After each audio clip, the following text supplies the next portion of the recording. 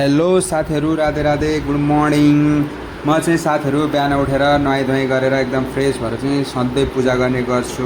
मैले पूजा गर्नको लागि चाहिँ कलश धोएर फुल टिपेर रेडी गरिसकेको छु र भगवान्लाई मैले जल चढाइसकेँ। चढाएर चाहिँ मैले दियो बाल्नको लागि दियोमा मैले तेल राखेँ। तेल राखेर एकदम ज्योति नि भिजाउनु पऱ्यो नि त साथीहरू। ज्योति भिजायो चाहिँ राम्रोसँग बल्छ होइन। त्यहाँबाट ज्योति भिजाएँ। ज्योति भिजाएपछि मैले एकदमसँगले दियो पनि बालेँ। दियो बालेर चाहिँ मैले अगरबत्ती जलाउँदैछु। अगरबत्ती जलाएर मैले थोरै भगवान्लाई घुमाउँछु। घुमाएपछि थोरै भगवान्सँग मनमा चाहेका कुराहरू त माग्न पऱ्यो नि त साथीहरू। मनमा चाहेको कुरामा मैले भगवान्लाई एकदम मनमा चाहेको कुराहरू धन्यवाद दिएर भगवान्लाई चाहिँ धन्यवाद दिएर मनमा लागेका कुराहरू चाहिँ माग्दैछु होइन। भगवान् तपाईँहरू पनि पूजा गर्नुहुन्न, भगवान्ले पुरा गरिदिनुहुन्छ।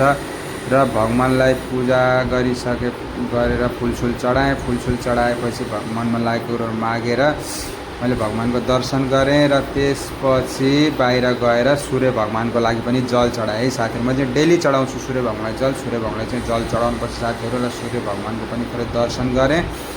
दर्शन गरेपछि मैले फेरि तुलसीको बोटलाई पनि मैले जल चढाएँ। जल चढाएपछि थोरै तुलसी भगवान्को पनि मैले दर्शन गरेँ। त्यसपछि फेरि मैले पिपलको रुखलाई पनि जल चढाएँ।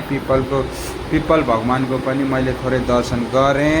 र त्यसपछि मैले चाहिँ भगवान्सँग एकदम मनमा लागेका कुराहरू माग्दैछु होइन। मैले भन्दैछु भगवान्लाई चाहिँ भगवान् मलाई चाहिँ उ गर्नुहोला भनेर होइन। एकदम हजुरहरू पनि गर्नुहोला, जहाँ जस्तो अवस्थामा हुनुहुन्छ होइन। भगवान्लाई सम्झिनु होला, प्यार गर्नुहोला है त साथीहरू।